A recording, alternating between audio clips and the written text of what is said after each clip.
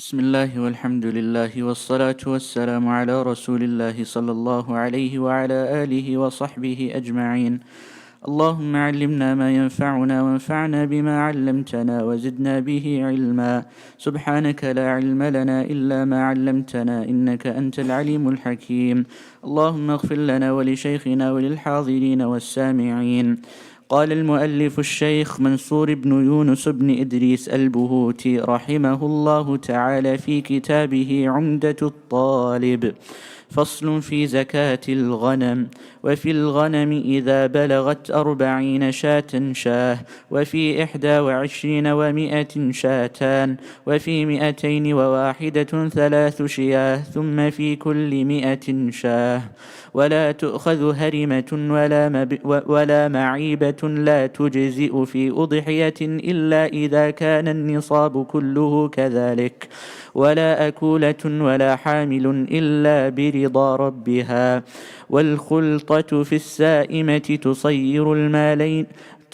تصير المالين كالواحد. وإذا تفرقت السائمة ببلدين فأكثر بينهما مسافة قصر فلكل ما في بلد حكمه. بسم الله الرحمن الرحيم. الحمد لله رب العالمين، والصلاة والسلام على نبينا محمد وعلى آله وصحبه أجمعين. So we're inshallah ta'ala going to be starting Zakat al-Ghanam. Our brother just read the beautiful passage from Zakat al-Ghanam. For anyone who wants to know why is he reciting in Arabic and then after why are we reading in English, because this is the way the halaqat of ilm from the very early parts of Islam, this is how it was. So for example, in the very early Islam, Abu Hanifa and his majlis, they would recite in Arabic and then after Abu Hanifa will explain. In Medina, they would recite the hadith of Rasulullah and then Imam Malik will explain. Okay, وَهَلُمَّ جَرَّ, and so on and so forth. So inshallah ta'ala, we're just trying to revive that. Okay, inshallah ta'ala, so on Zakat al-Ghanam, we did Zakat al-Ibil before and we did Zakat al-Baqar. So just everyone, no one look at their books. And whoever just memorized, I just want to see if anyone's memorized any definitions. Does anyone remember what a bintu makhad is? Yes. 1-year-old. Excellent. Bint laboon. Yeah. 2-year-old. Okay, excellent. Hiqqa. What's a hiqqa again? Yes. 3-year-old. Excellent. And jadha'a. 4-year-old. Excellent. Okay.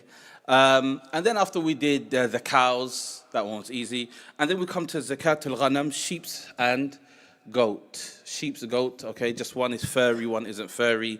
One stays in a jama'ah, the goats. No, sheep stay in the jama'ah. Goats can stay in the jama'ah, but they do their own thing. And goats are the ones that jump over everything. The sheep are more docile. So we're going to be going through the zakat. So before we even go through the numbers, let's speak about the specifications. So, when it comes to Zakat al-Ghanam, number one, we have the first category. So let's just put this in brackets again, 40 to 120.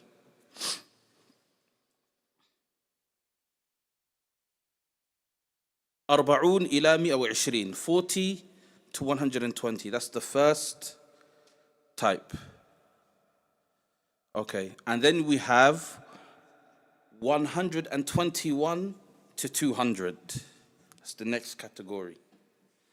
Okay,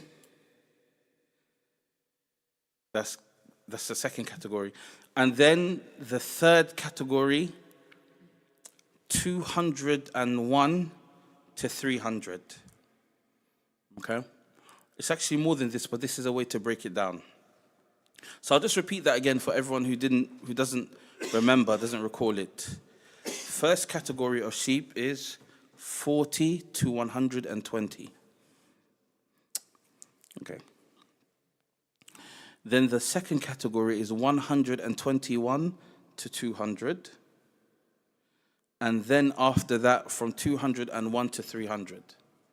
This is the categories of sheep, inshallah ta'ala, that are going to be dealing with. So from 40 to 120 is one sheep, shat. Okay? So if a farmer has 40 sheep to 120 sheep, he gives one away. So if somebody has 120 sheep, he gives that away. Somebody divide that by, in fact, what's 40% of 120? What's 40% of 120? If someone has 120 sheep, what would 40% of that be? 48. So if you was paying, just generally speaking, I'm not talking about any country here, but if we were to go on just the, what do you call it? If we were to just make up a country and say that such and such a country has a tax rate of 40% on your wealth, for example, then every single year, that authority would take 48 of your sheep. That would leave a person very, very poor. And Islam wants you to take one sheep. So you tell me which one is just and which one isn't just, or which one gives you more money in your pocket. Okay? And this is the only thing which is wajib upon him. So throughout the entire year, all Islam requires from a farmer that has 120 sheep is that he gives one sheep. That's it. Okay? So just think about that when it comes to other issues. Now the next one is 121 to 200. 121 sheep to 200. You give away shatan, 2 sheep. Okay? 2 sheep. That's it. That's all you give away. Okay?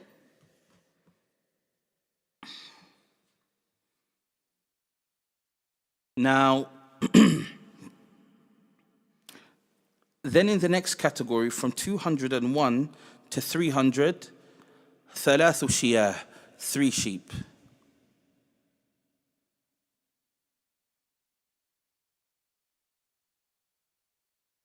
So those are this is the first method, the way we did the other method last time, where we said the zakat has 2 methods, a pre-method and a post-method. So everything which is pre-300 is the first method. So anything below 300 is the first method of giving zakat. And then you're going to have the post-300 zakat, the second method, okay? So if somebody has now 150 sheep, how much zakat, what do they have to give in zakat? Just 2, exactly, just 2. If somebody has 80 sheep, how much do they give? 1. There's nothing in between. So these numbers there's no in between. Unless you have broken the threshold, you don't have to give 2. So if you have 119 sheep, you still give just 1 in zakat. You have to go over 120 to give 2. Okay?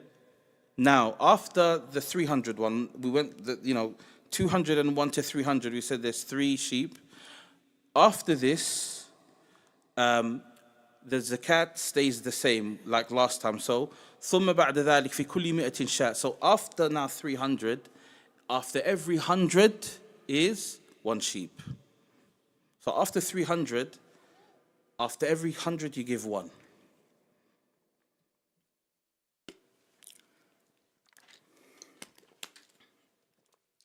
After every 100, you give 1.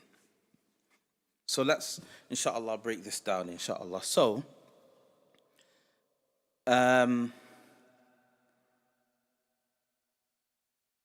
much would a person give? How much would a person give if they had 350 sheep? Based on that? 4, okay, that's what I was going to say, exactly. So there's a divergence, there's a point of divergence, okay?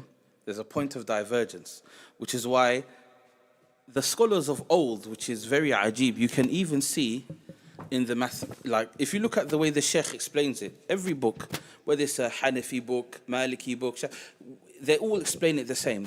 It's all the same, but because of the way they learned before, and the level of intelligence and the way they were taught things based on first principles. So now, for example, in the education system now, you're taught how to debate and to critique, but you're not taught qawa'id, rules, first principles.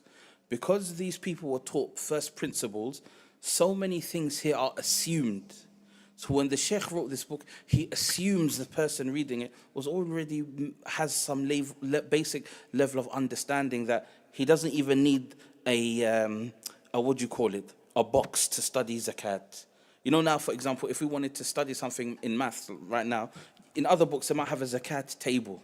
There was no table then; they didn't even need it. They could just write it out in long sentences. But for us, we need it to be compartmentalized to help us think. Okay, so what I'm trying to say here now is, if we look at what what he tells us, he says after every 100, okay, after 300, after every 100 is one. After every 100, there's a sheep. So what we have to understand here is, if we look at from 200 to 300, okay, we said there's 3. Then after, he says, after every 100, okay, there is a sheep. So this ruling actually in reality starts after 300. This thing starts after 300. So we're not going to say now, because we have 350 sheep, we give 4. That rule of after every 100 starts after 300. So even if you have 350 sheep, you give, what do you call it, 1. I mean, you give 3. If you have 370 sheep, you give, what do you call it, 3. So if you look at the rulings of between 300 and 400, this is where the rule that both rules kind of mix. Both rules come together. The divergence is not as clear as the other one.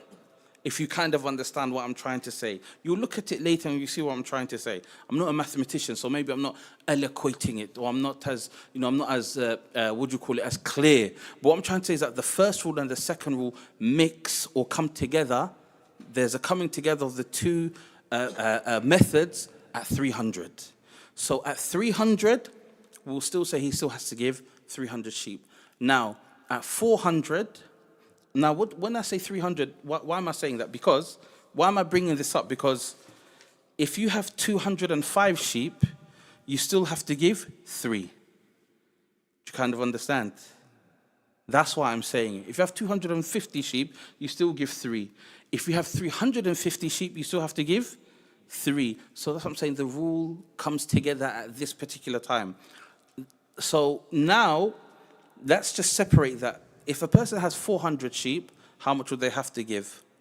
4 kind of thing. Because we said after every 100, what do you call it? The ruling, or after 300, the ruling is the same. 100, 1 sheep.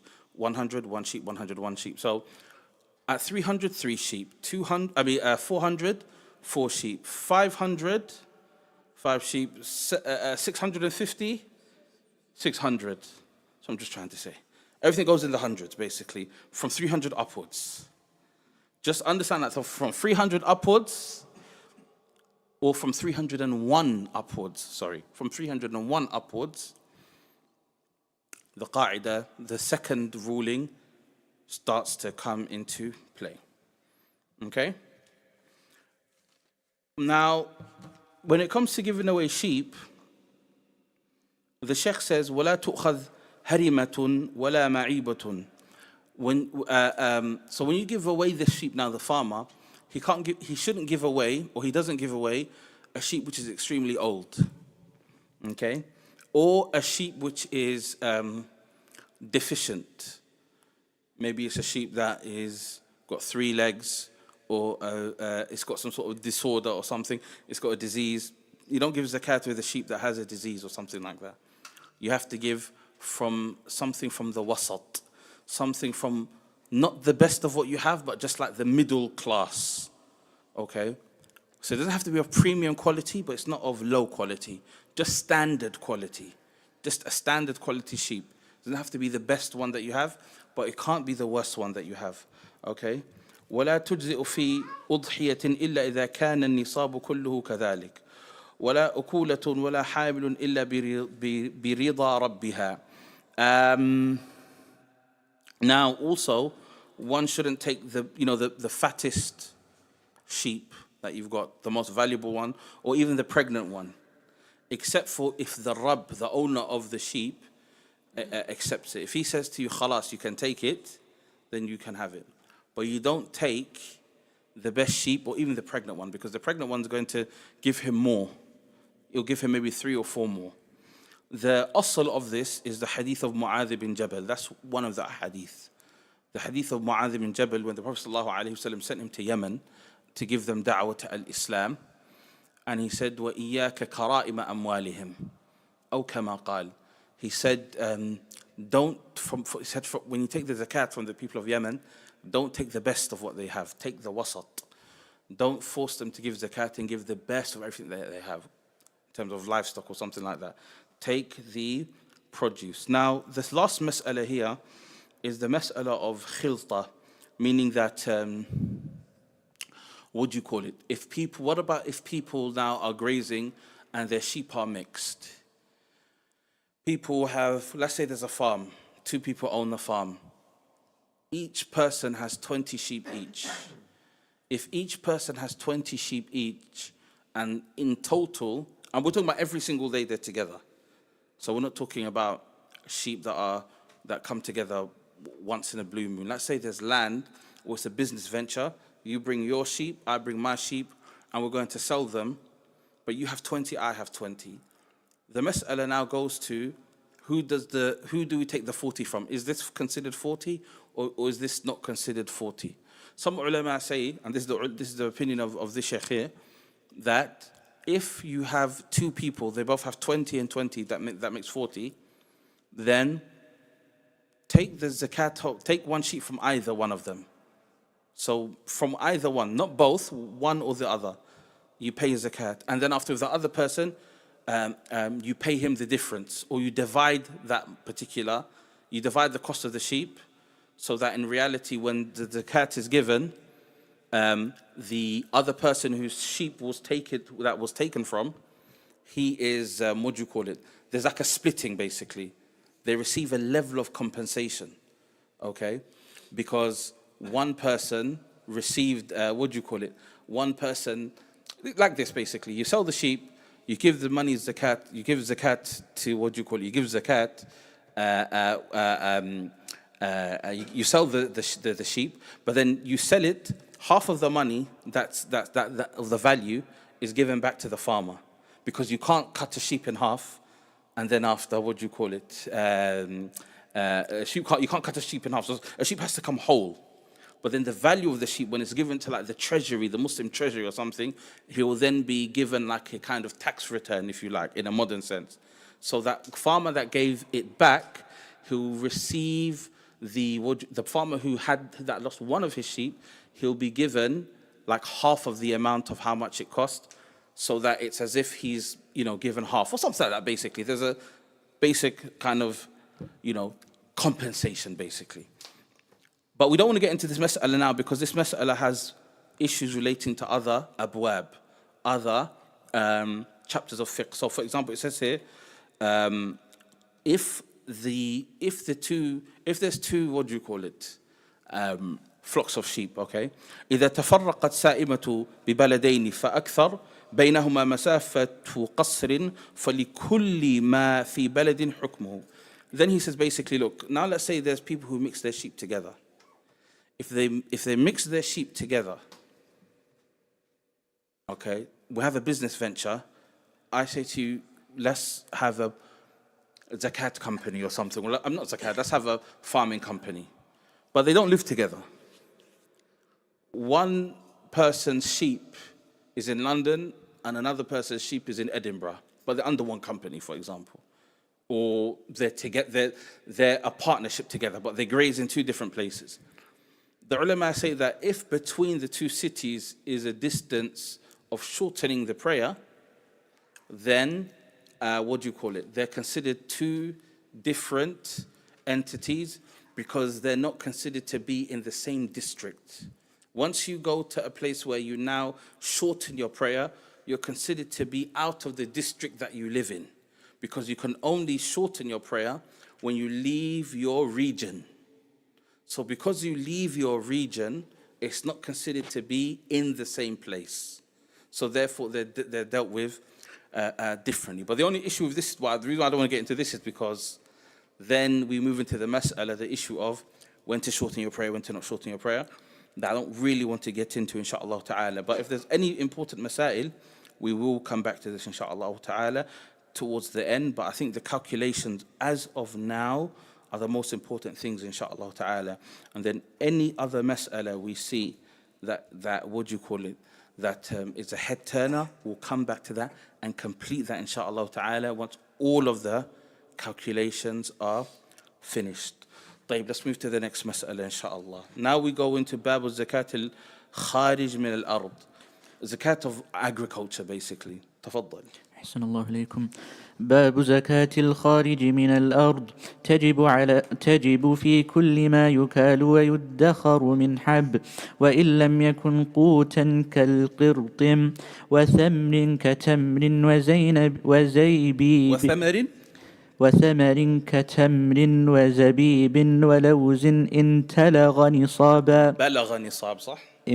أحسن الله إليكم. إن بلغ نصابا وهو 5 أوسق ويضم زرع العام الواحد وثمره بعضه إلى بعض في تكميل نصاب لا جنس إلى آخر ولا تجب فيما ملكه بعد وجوب كمكتسب حصاد ونحوه ولا ما اجتناه من مباح كبطم وزعبل أو اشتراه بعد بدو صلاحه. Okay, so the Shaykh here, this is what we have to understand when it comes to studying fiqh.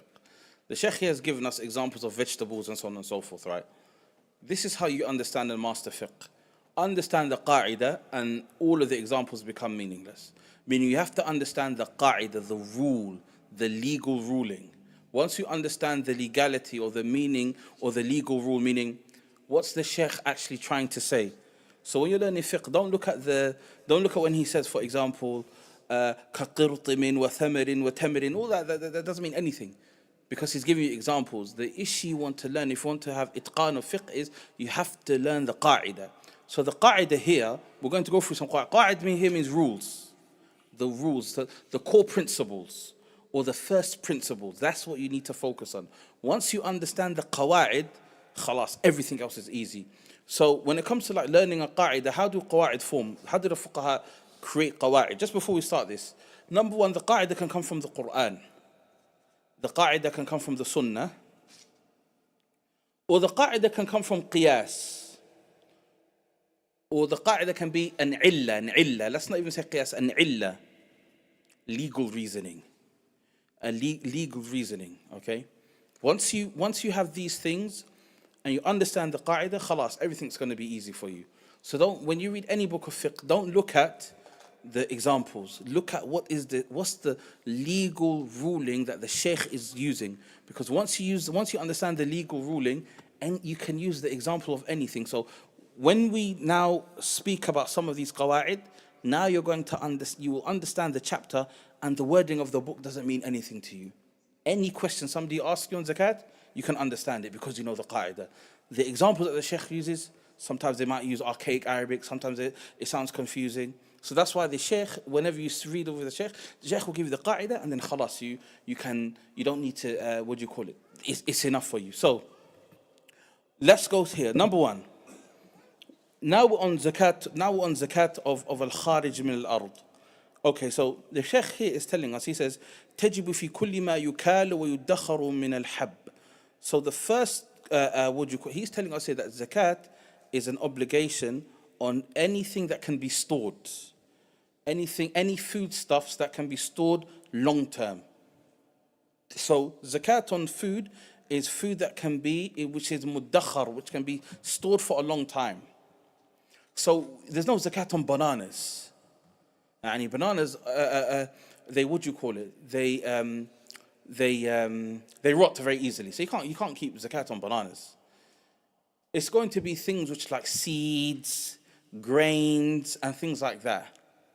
Or some fruits that when they are, after they ripen, they can still be eaten for a long time. Dates, the tamar. After rutab, because when a date grows, it turns into something called rutab. That's the original fruit. The date is not the fruit. The date that you see, the tamar, is the dried fruit. the tamr starts off as something called rutab. It means like something which is wet, moist. It's a big yellow thing, or orange. That's the original thing. When it dries, it becomes tamr. Tamr is the last thing it is. A grape. A grape in the beginning is an inab, and then it becomes zabib. Then it becomes a raisin. A raisin you can put it away for a long time. It can last for a long time. Raisins can go for a long time. What's the other one that I just said? Dates can go for a long time, and other things can be dates that can naturally be put away and stored for a long time. Now, there's some, things now that you can dry them, but it has to go through a long mechanical process. You know how you can go to Tesco, you can buy like dried apricots and dried bananas and stuff, but that it doesn't naturally become like that. It naturally just rots and becomes its own thing. So that's for human human intervention. But things that naturally become dry and that can be stored for a long time. So even ades, like lentils, or they call it dal. You can buy the dal, which is, what do you call it? You can stay for a long time. You can buy it and I'll just put it in a storeroom and nobody will touch it. They're the ones that they cook, the curry in or things like that. So that stuff, it can stay for a long time. So there's some seeds and things you can eat. It can stay for a long time, maybe sunflower seeds or something like that. So we're saying that those things that can be stored for a long time, there's zakat in it, okay? In lam yakun qutan. This is a mas'ala of khilaf. Some ulama say that the zakat has to be on seeds that are edible. You can eat them. And some ulama say no, there's zakat even on seeds which are not edible because they can be bought and sold for other things, okay? The Shaykh here, he's saying that zakat is on things which are edible based on a particular hadith, but this hadith is weak. The hadith has some weakness. If the hadith wasn't weak, then there'll be no khilaf, there'll be no difference of opinion. Okay? But just for the sake of it, he's just here saying that zakat is on things that you eat. And it's a mas'al of khilaf, there's not a big issue in it really. Now, then he gives us some examples. Zabib, okay, is one. Like, what do you call it? Like raisins, okay? Waluz also, okay? Fruits, dates, raisins, almonds. So now that we learned the rule before, the qa'idah, he's bringing us examples of the qa'idah. Now that he brought us the rule, the rule of thumb that we have to follow, he's bringing us examples. So raisins, almonds, he's bringing those up because they have the characteristic of that which can be stored and put away for a long time. So now we know the legal ruling. If somebody asked us, let's say there's a farmer now and he says, is there zakat on mangoes? We don't need the Shaykh to tell us here, is there zakat on mangoes? He just said to us now the legal ruling is كُلُّ مَا يُكَالُ وَيُدَّخَرُ. Okay? Everything that you, what do you call it? Which can be weighed by hand, وَيُدَّخَرُ, and can be, what do you call it? Stored away. Okay? Or what other seeds do people eat? Are there other seeds that people eat that rot fast? I'm not sure. Because yes. Sunflower seeds I think sunflower seeds can last, but are there things there's some fruits that they themselves are the seed?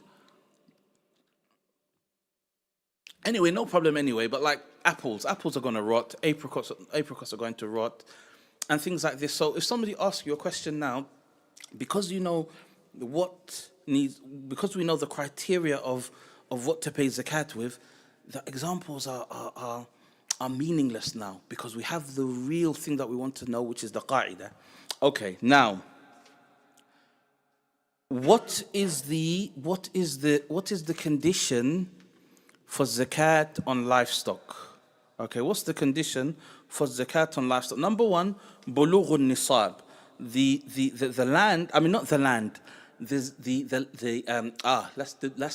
even speak about this, because there's a mas'ala he's going to speak about. When it comes to zakat on agriculture, the zakat is on the agriculture, it's not on the land. The zakat is on agriculture, it's not on the land. So the zakat will be an obligation on the person who owns the agriculture, not necessarily the land.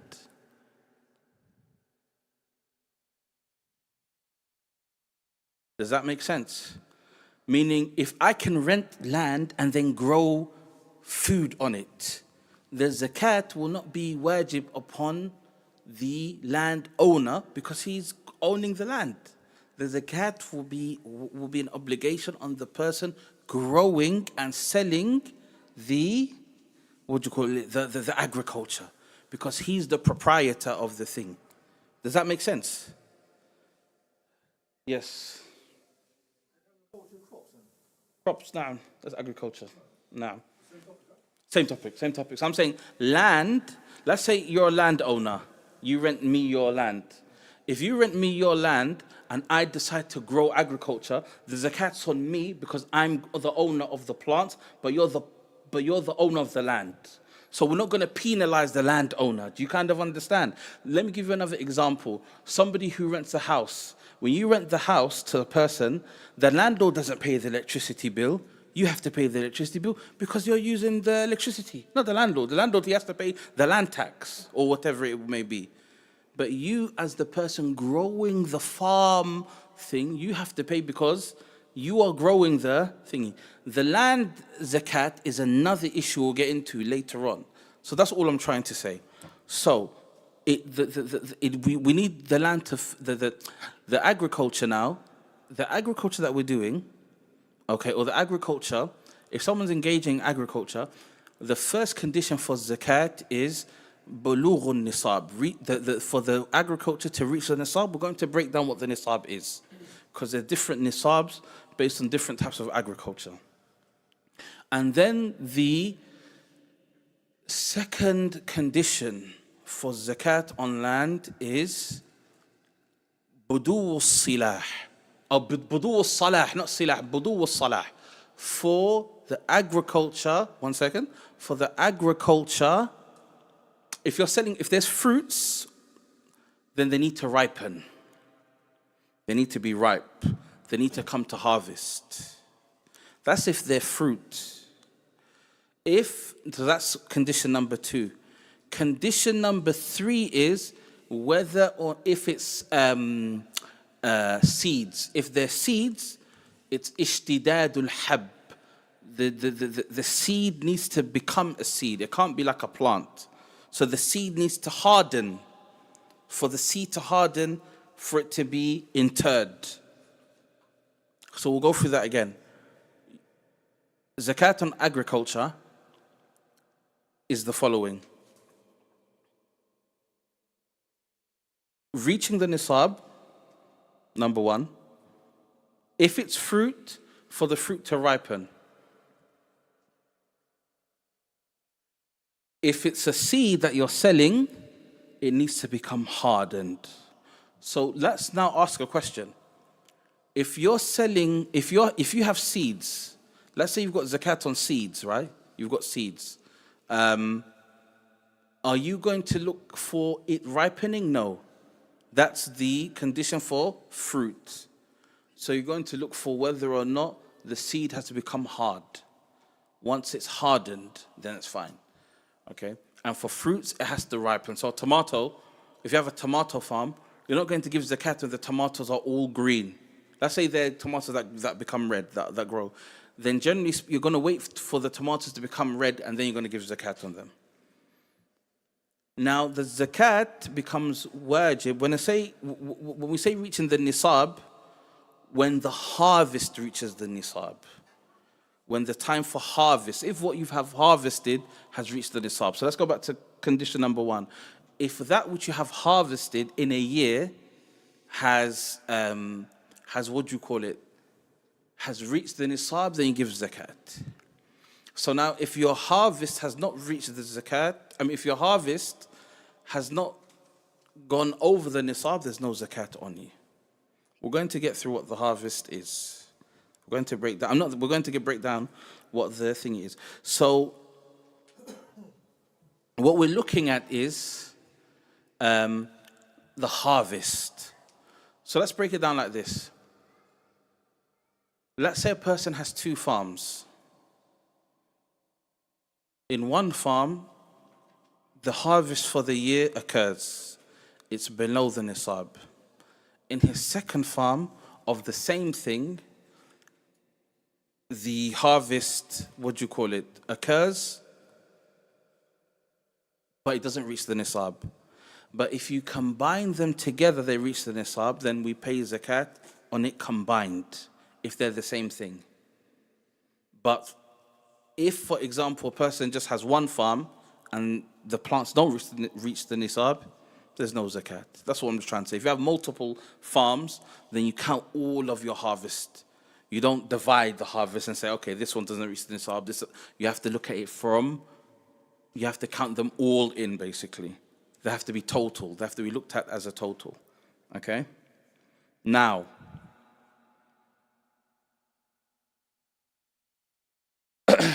let's break down a few technical, they're not technical, but they're things you're going to need when you study fiqh. Okay?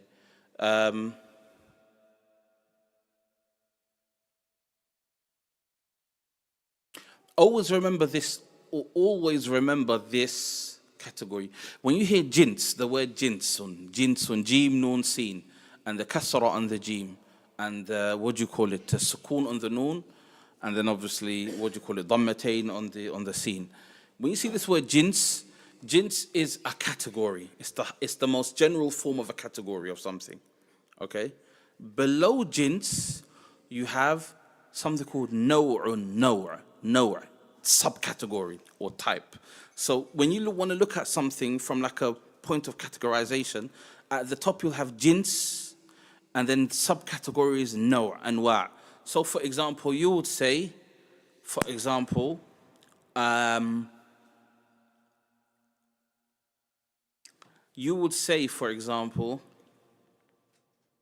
elephant, feel, jins. It's a category of something. Indian elephant, African elephant, no subcategories. You have, because they're different. The African elephant is different from the Indian elephant, but they all are under the jins of elephants. So what I'm trying to say now, when it comes to zakat, when we speak about reaching the nisab, every jins is separate. The nisab for every jins is separate. So let's say you grow. Let's just bring this now. Let's just make it a bit easier. I know that this is very humdrum for some people, but for me, I always found it very interesting. Okay, let's say you grow dates, one, a tumur. Okay, you sell dates, and you sell. What's another type of hard object? Seeds. What kind of seeds? Someone give me some seed that people eat. Ades, okay, khalas. Lentils or dal, right? Okay. Someone from the Asian subcontinent, are there types of dal, or is there only one type of dal? Or are there more than one? Sorry? Okay, give me the types. Give me 2 types of dal. Who knows it? Or kind of uncles? Don't be. There's nothing to be embarrassed about. We all eat it. So give me one type of that. Okay, that's what color is it? There's a dark yellow one or dark orange one. I've seen that one. Okay, so dark orange lentils. And what's the other one? What's another one? Are there one that's kind of whiter? Green? Okay, green. Khalas. We're just going to go with that. Okay, so look. Let's say I'm a farmer. I have dates and I have ades. That's what I grow on my farm. Let's say my dates don't reach the nisab. And my lentils, the dal or the ades, it doesn't reach the nisab. I don't bring them together to make the nisab. They're separate. Separate categories have separate nisabs. So there's a nisab for dates, separate if you're growing dates. There's a nisab for lentils. There's a nisab for X, Y, Z. We don't join every category. We're not doing that. So the nisab for every category is different.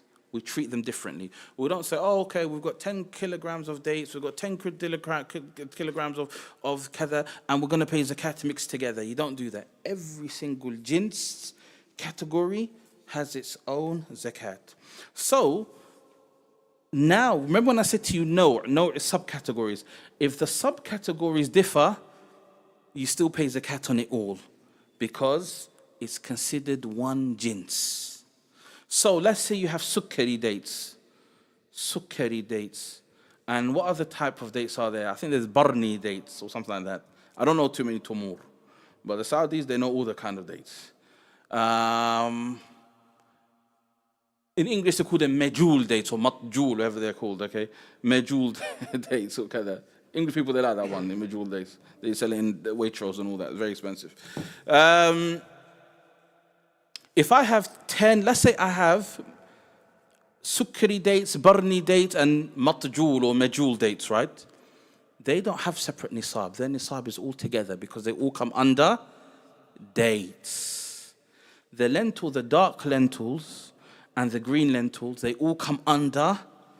So the subcategories all come together. But the jins, they have to be separated. So for example, even though there's no zakat on it, let's just pretend because it makes a good example. Apples, all green apples, red apples, the mixed apples, there's all of them they're all considered apples. So there's zakat on all of them. But if I have an orange farm and an apple farm, I'm not going to put them all together when they're below the nisab because they're two different things. An apple and an orange are not the same. You kind of understand, okay? And things like that. But however, I'm not going to even get into that because then it gets, if I'm not going to say lemon and are lemons considered, but then it would have to be everything that comes under, what are they called in English? What's the thing? Citrus. I think all things that come under citrus fruits would be one jins. Grapefruit, this and that, but we're not going to get into that. So that's all I'm just trying to say. So what the Shaykh here is saying, if you have, two different harvests in the same year, put them together, you pay the zakat. Okay. What is the zakat? What's the nisab for agriculture? This is where, it's not hard at all. Allah, it's not hard. What we're looking for is the following. The Prophet ﷺ said in the hadith, okay, لَيْسَ فِي مَا دُونَ خَمْسِ أَوْسُقٍ صَدَقَةٍ. There's no zakat on anything which is below 5 awsuq or 5 wasaqs. So in order for you to pay zakat, your agriculture needs to reach 5 wasaqs. So then we need to now find out what is a wasaq and what's its modern, what's the weight in modern, what's the modern equivalent of a wasaq? One wasaq, al-wasaq al-wahid, is, and there's, they were so precise, the ulama of the past, you wouldn't believe it. There's so many different types of ways to measure things that we don't have anymore. It's all gone because of other things that we're not going to get into today, inshallah ta'ala. Al-wasaq al-wahid, one wasaq, is the equivalent to 122 kilograms or 122.2 kilograms. 122.2. 122.2 kilograms is one wasaq. And the Prophet said there's no zakat on anything below 5 wasaq. So now or 5 awsuq. So now you have to times 122.2 by 5 to get the nisab. And how much is that? 600 and what, sorry? 611. 611 kg. That's a lot of grain to give. That is a lot of grain. You all see like when you buy like 20 kg rice. That's 600 kilograms. I don't know how you'd even weigh that. But the farmers know, Allahumma barik, they can weigh everything. They're making their big fulus. They don't even have to worry about that. Okay? Well, we here studying zakat, we don't even have yani. Okay? Anyway, that's a debate for another day, inshallah ta'ala. So, now we have our number. The nisab is 611 kilograms. That is 5 wasaq. Okay? The Prophet ﷺ said, لَيْسَ فِي مَا دُونَ خَمْسِ أَوْسُقٍ صَدَقَةٍ. Okay? Now, before we move on to how to calculate the zakat, apologies, how much time has gone? Khalas, we'll wrap it up inshallah soon. But wallahi, these masail, I find them to be, even though I'm not good at maths, I find it to be so interesting. How did the Muslims, how did they do all of this?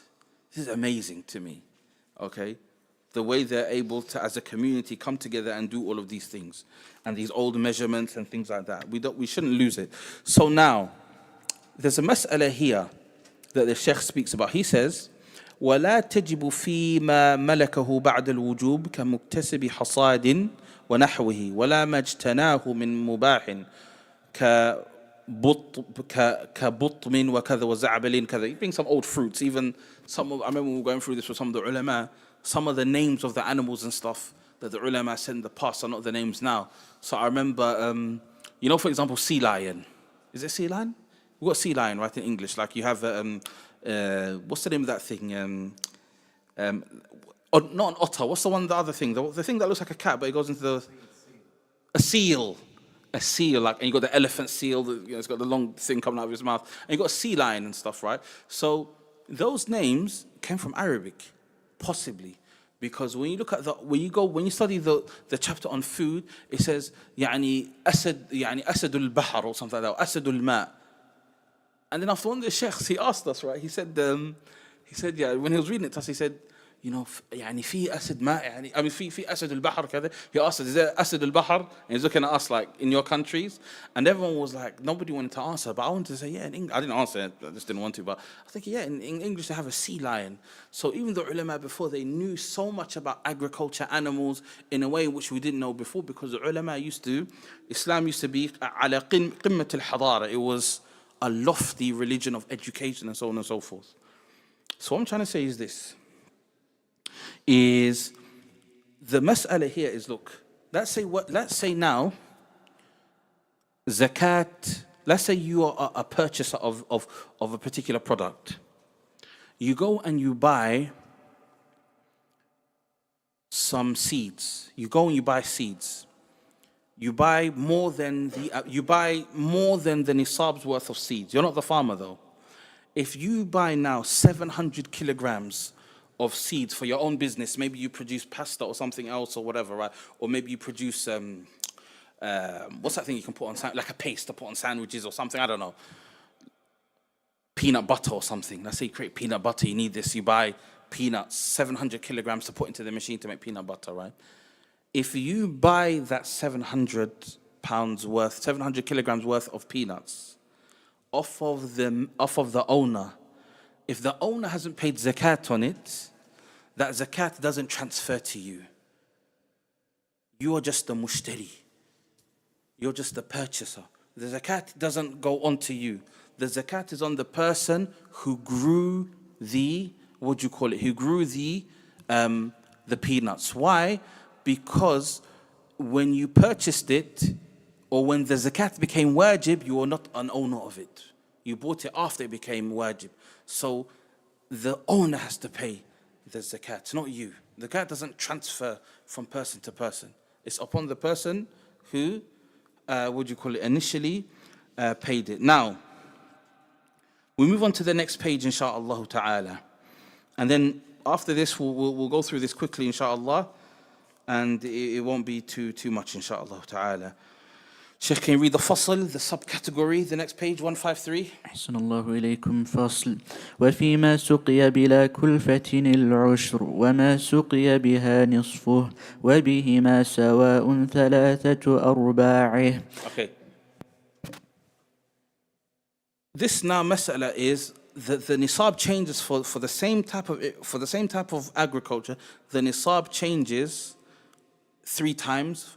Based on the way in which the thing was irrigated or the thing was planted and looked after. The first one is this. فيما سقي بلا كلفة عشر. If you planted agriculture and the plants grew on their own, without any help, you have to give away 10%. Al-ushur. 10% you have to give away. If you planted the plant and it just grew on its own. Bila kulfa. You didn't have to irrigate it. You didn't have to water it and so on and so forth. Do you kind of understand? I don't know, maybe potatoes, they're like that. Allahu a'lam. But potatoes rot, so they're not a good example. But if you planted something and you left it alone and it just grew, then you have to pay 10%. وَمَا سُقِيَ بِهَا نِصْفُ. Now, the second type of nisab is if you had to water the plants and take care of the plants and irrigate them or whatever you did, you had to look after them on a daily basis or whatever it may be, then you only have to pay 5%. Okay? Now the third type is ثلاثة أرباع. You have to pay 3/4 or you have to pay 7.5%, this is the third category, on agriculture that you could leave alone, but you also had to water it sometimes. So let's say half of the time you didn't have to water it, and half of the time you could leave it alone, or something like that. A mix between the two, a hybrid, that has 7.5%. So 10%, you pay 10% on the zakat or on agriculture that grew on its own. Khalas, you didn't do any work. However, the person who had to do a lot of work only has to pay 5%. The person who had to water the plants all the time. If there was a person that followed the hybrid model, then they have to pay 7.5%. Okay? So, before we get into any other examples, or before we carry on what the Shaykh said, let's bring some examples now. We have some examples. 700 kilograms of agriculture, fruit or seeds, whatever it may be. It doesn't matter to us. All we want to know is this, we have to pay zakat on this. Remember we said if it's irrigated, 10%, no, if it's not irrigated at all, no work, 10%. Okay, so we'll say, what do you call it? Non-irrigated. Irrigated means we have to put the, what do you call it, water and all that. If it is irrigated, 5%, and if it's a hybrid, 7.5%. So what will be the zakat on 700 kilograms of zakatable seeds? How much would the zakat be if it is on non-irrigated, what do you call it? Non-irrigated agriculture, meaning I left it alone and it grew on its own. What would the zakat be? 10%. 70, excellent. What about if I had to work and water it every day? How much would it be? 35. What about if it's a hybrid? Nus. If it's half and half. 7.5%. What's 7.5% of 700? 50, did you say? Close?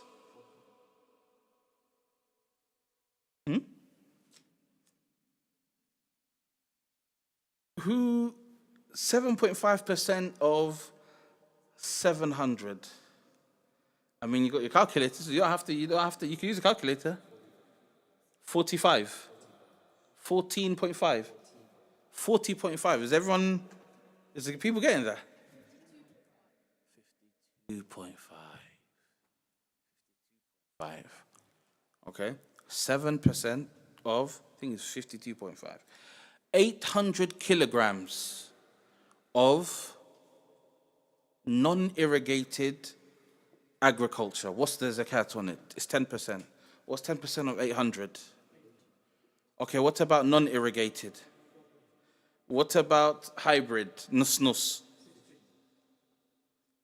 900 kilograms. 90, 45. Okay. And the last one? يعني الجمع بينهما. What's the last one of the hybrid model? Nus, both of them. 67.5 kilograms. It's a lot you have to give. I mean, not a lot you have to give, but the weight is a lot. It's not a lot. Yani 67, if you have 900 kilograms, then you have to just give away 67. But just imagine the weight. 11,000 kilograms. What's of non-irrigated land? So it just grew on its own. How much would you have to give?